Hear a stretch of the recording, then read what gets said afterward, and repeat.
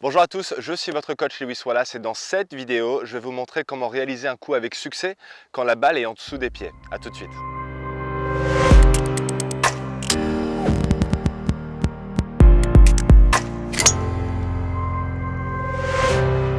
Alors je me trouve actuellement dans le sud de la France, sur le golf Blue Green de Sainte-Maxime.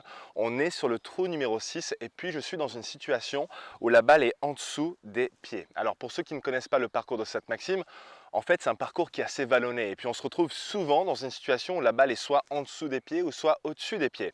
Et aujourd'hui je fais cette vidéo parce que je réponds à un commentaire que j'ai reçu sur ma page Facebook suite à une question que j'ai posée il y a quelques semaines. Comment puis-je vous aider? C'était une question que j'ai adressée à toutes les personnes qui me suivent sur les réseaux sociaux et donc j'ai eu pas mal de commentaires et dont un en particulier de Dimitri Ballan qui m'a dit en commentaire: certaines fois sur les fairways on se retrouve à avoir des coups à jouer avec les pieds plus bas ou plus haut que la balle et là on n'est plus dans notre zone de petit confort du practice où l'on est bien à plat.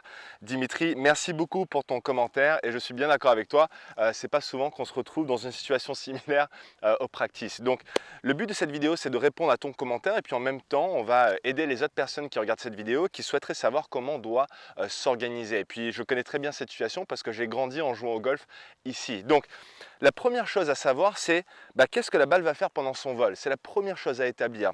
Quand nous avons la balle qui est en dessous des pieds, d'un ordre général, la balle aura tendance à finir à droite de notre ligne de visée. Pour faire plus simple, la balle va suivre en quelque sorte la direction de la pente. Donc qui est comme ça, la balle va aller donc vers la droite. Donc c'est important de connaître cette trajectoire parce qu'ensuite on va s'organiser en fonction de la trajectoire. Donc la première chose qu'on va faire, puisque la balle va finir à droite de la cible, en fait la balle, on va perdre un peu de distance. Donc il est important d'avoir une sélection de clubs qui est adaptée au coup qu'on a à jouer. Donc là, en l'occurrence, je vais prendre un club de plus, mais surtout n'hésitez pas, si vous êtes dans une situation où la balle est très en dessous des pieds, à prendre avoir deux clubs de plus pour compenser finalement pour ce manque de distance ou pour la distance que vous allez perdre.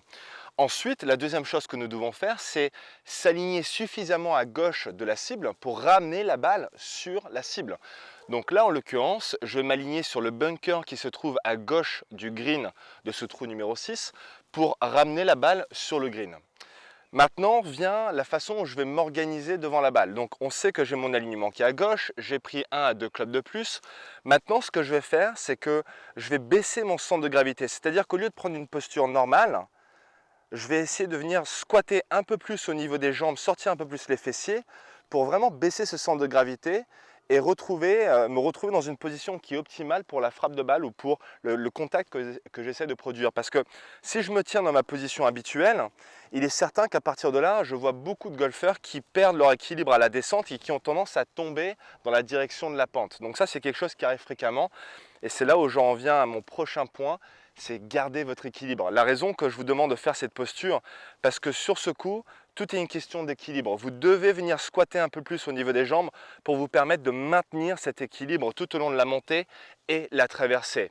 Si à un moment vous allez perdre votre équilibre, c'est là où vous allez avoir un mauvais contact de balle, une mauvaise frappe. D'accord? Donc vraiment, on baisse le centre de gravité, là on est dans une bonne position, je m'aligne sur le bunker qui se situe à gauche et à partir de là, quand la balle est en dessous des pieds, souvent ça va être un swing qui va être assez dominant au niveau des bras et des mains. D'accord? Donc le bas du corps ne va pas être aussi actif que d'habitude dans ce scénario et c'est pour ça que la balle aura tendance à partir un peu plus vers la droite. Donc prendre ça en compte, je m'aligne sur le bunker de gauche, je baisse mon centre de gravité. À partir de là, je sens que je suis vraiment bien équilibré. Je peux même écarter les pieds un peu plus larges que les épaules pour vraiment avoir cette belle stabilité au niveau de la montée et la traversée. Et à partir de là, je peux effectuer mon swing normal.